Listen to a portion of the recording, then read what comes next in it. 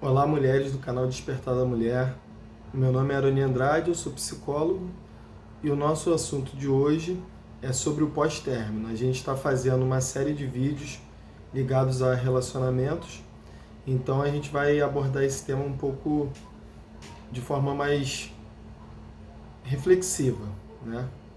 E aí, primeiro ponto, a gente ter consciência que se aquela pessoa fosse a pessoa da nossa vida, teria dado certo, tá? Porque assim, não existe compatibilidade quando o relacionamento é muito conflituoso. Há uma série de conflitos, uma série de problemas, e aí assim, não, eu acredito, vai dar certo. Ou os dois estão fazendo de um modo que não está fazendo dar certo, né? Ou realmente há uma incompatibilidade que não vai levar a lugar nenhum aquele relacionamento, vai levar ao término, tá?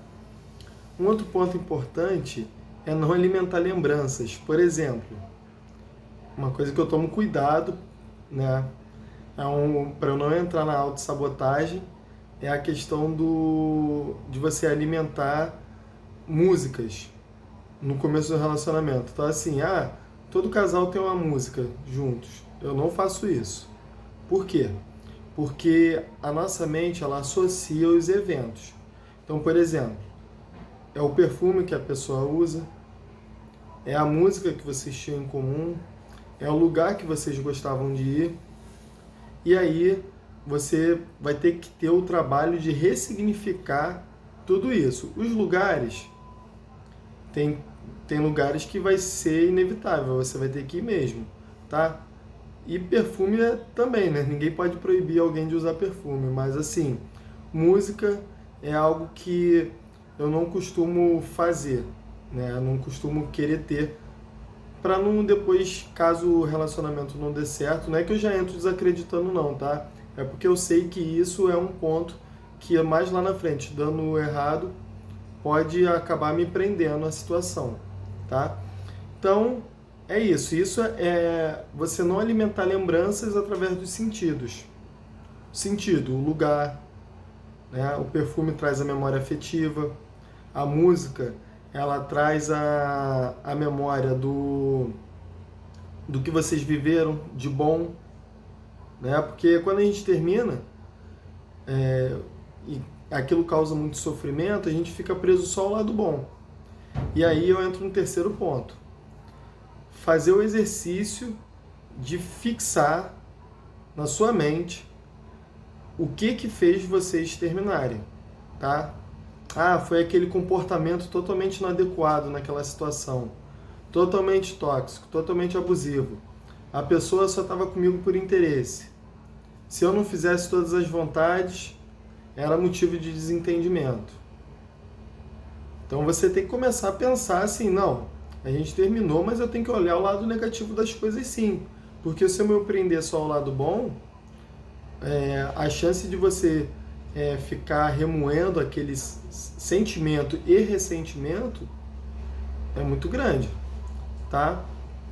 Um outro ponto também importante, que seria o quarto, é a questão da ligação com os filhos, né? Você separou, tem filhos, e aí como é que vai fazer?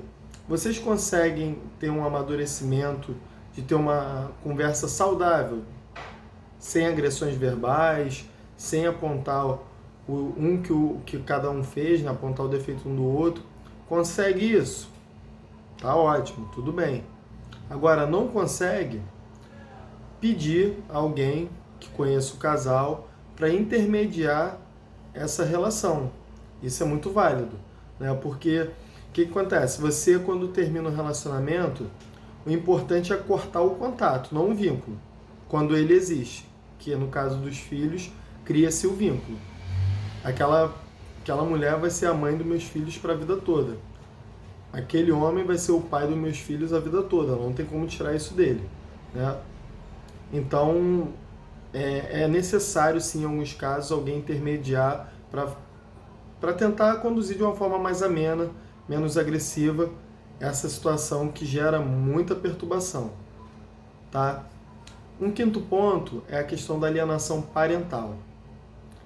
Eu já vi vários casos, tá? Não vou citar o de ninguém, mas assim, que houve o término e aí eu vou citar o caso das mulheres porque foram duas experiências muito marcantes próximas a mim, tá? Então eu posso falar com mais propriedade. Um foi um casal que terminou e aí ela ficava insistindo para eles voltarem e ela era extremamente possessiva, né? Eu já falei sobre o ciúme no outro vídeo, que o ciúme em demasia, em um grau muito avançado, se torna possessão.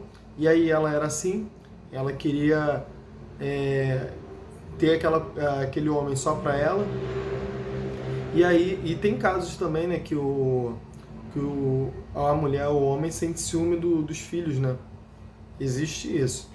E aí ele decidiu terminar porque ele já não aguentava mais aquela prisão emocional que ela fazia, aquela tortura psicológica. E aí o que aconteceu?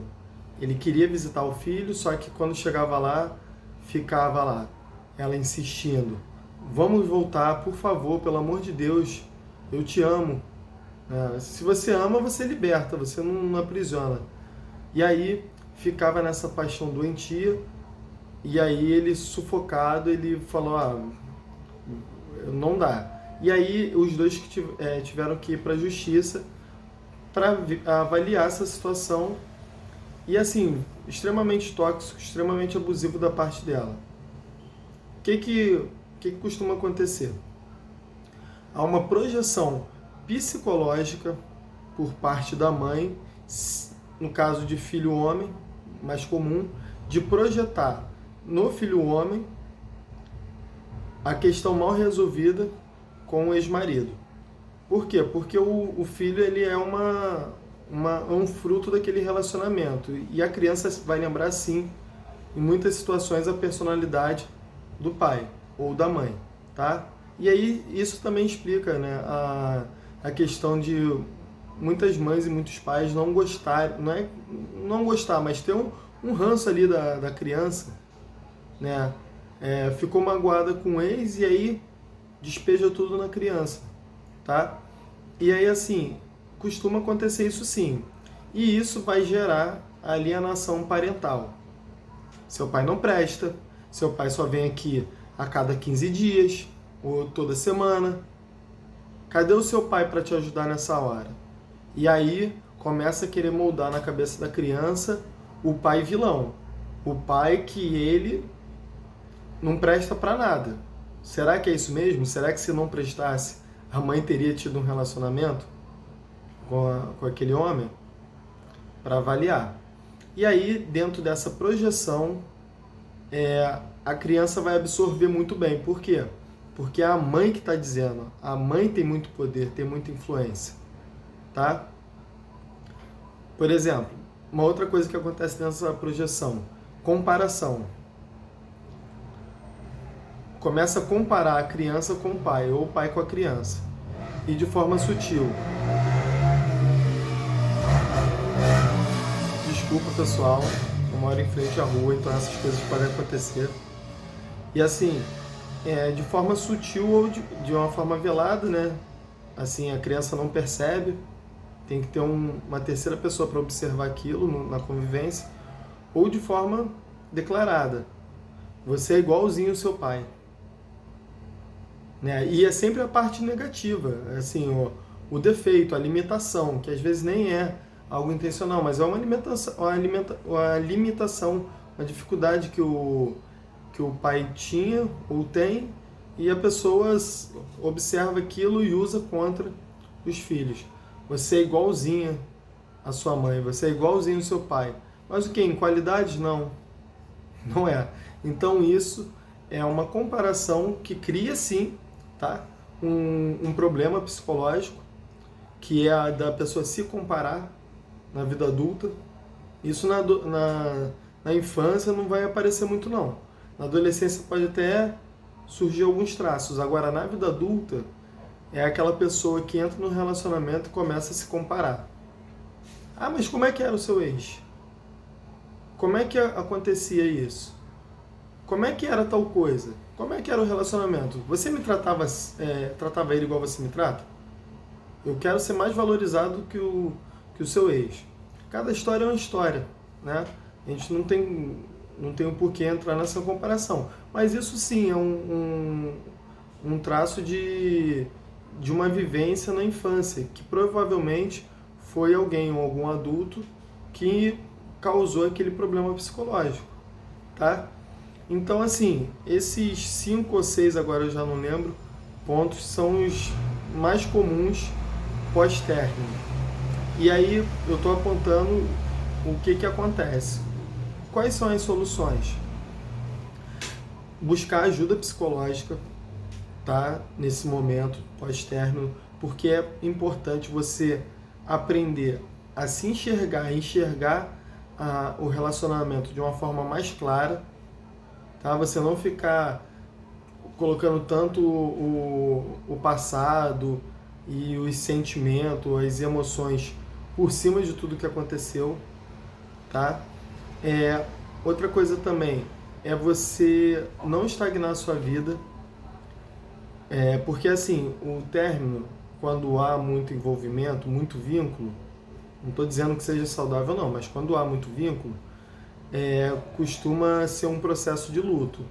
Então a pessoa tem que se dar um tempo, tá? Eu não indico, vou sair, vou beber, vou conhecer outra pessoa para tentar esquecer. Você não vai esquecer, você vai envolver uma outra pessoa numa história que ainda não foi bem resolvida e acaba que só gera sofrimento, né? Sofrimento emocional. Imagina a pessoa estar sendo usada sem saber porque você quer esquecer o ex ou a ex. Complicado. Então, assim, não tentar se envolver num outro relacionamento, se dá esse tempo, tá? Buscar ajuda, como eu já disse, e não ficar projetando, né? Esse projetando assim, projeto meu relacionamento anterior, minha experiência anterior, que foi muito ruim, num próximo relacionamento. E aí, o rapaz lá vai espirrar igualzinho do jeito que o seu ex espirrava, e aí você, pronto.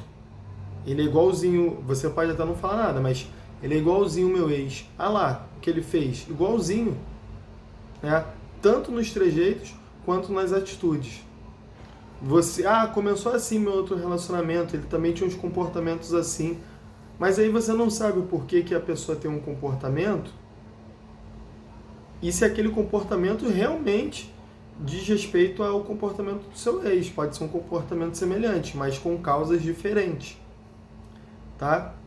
Então, mulheres, meninas do grupo, o que eu tinha para falar hoje sobre o pós-término é isso. Procurar também não se culpabilizar, não introjetar culpa, né? Pegar ali o chicote e ficar se chicoteando. Eu não presto para ter um relacionamento. Eu sou uma pessoa muito difícil. E se você é difícil, busca ajuda, tá?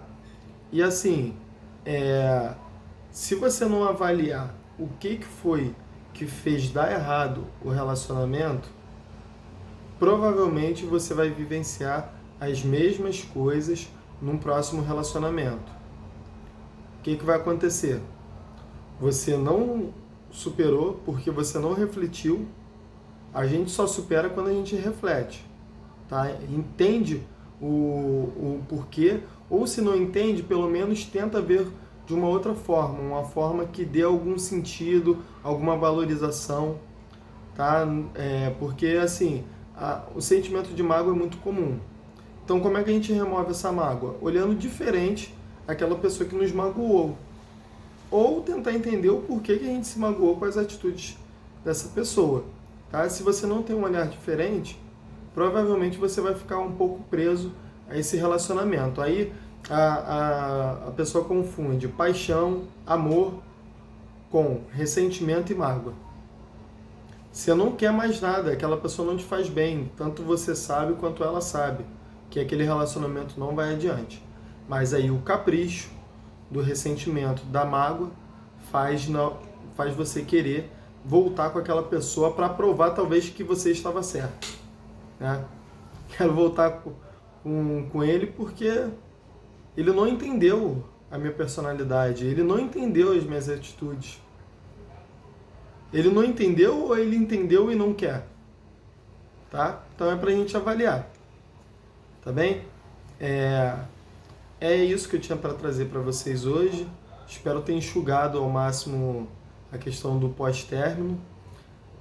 O que eu ia entrar, um outro ponto, e acabei pulando, é que, assim, a gente não deixar as coisas que estão acontecendo na nossa vida ficarem estagnadas, tá? Vou dar um exemplo meu, assim, processo de luto, porque o término também, muitas das vezes, é um processo de luto, que a gente tem que esperar um tempo até isso amenizar dentro da gente. Meu pai faleceu em 2014, e aí, quando eu fui para Paraíba, que ele é de lá, quando voltei, foi uma semana só. Quando eu voltei, eu tinha trabalho para dar conta, faculdade para fazer e a academia que eu gostava muito e mais a minha vida social. Uma coisa que eu não tive forças para fazer foi a academia. Mas a academia é relativamente importante, tá? É para cuidar da saúde, da estética, mas não é isso que, se eu parar, vai mudar toda a minha vida. E aí, assim, eu tive que dar conta da faculdade, tive que dar conta do meu trabalho, porque isso exigia muita responsabilidade, tá? Mas aí, de fato, eu não tive forças para ir para academia. E é natural, você tem que se respeitar, tá? Porque, assim, se você não vive esse processo de luto, a chance disso não ficar resolvido é muito grande, e a chance de você acabar afetando outras áreas da sua vida também pode acontecer, tá? Então você tá num processo de luto, aí vai lá, despeja no trabalho uma tristeza que não tem nada a ver com o trabalho, trata mal as pessoas porque você às vezes está num sentimento de revolta pelo término, né? Ou pelo luto de ter perdido alguém ou pelo término do relacionamento. E aí a gente acaba se tornando uma pessoa reativa, agressiva, nociva, tá? E aí o que a gente tem que fazer? A gente tem que se dar esse tempo, a gente não sair tratando mal todo mundo que a gente conhece, tá? Até porque quem te conhece vai saber respeitar esse momento. Beleza? A gente vai continuar fazendo vídeos, mandem sugestão aí, tá? Vamos começar a interagir aqui no grupo e espero que eu possa ter auxiliado de alguma forma através dessas reflexões aqui. Tá bem? Um abraço, fique com Deus e até a próxima.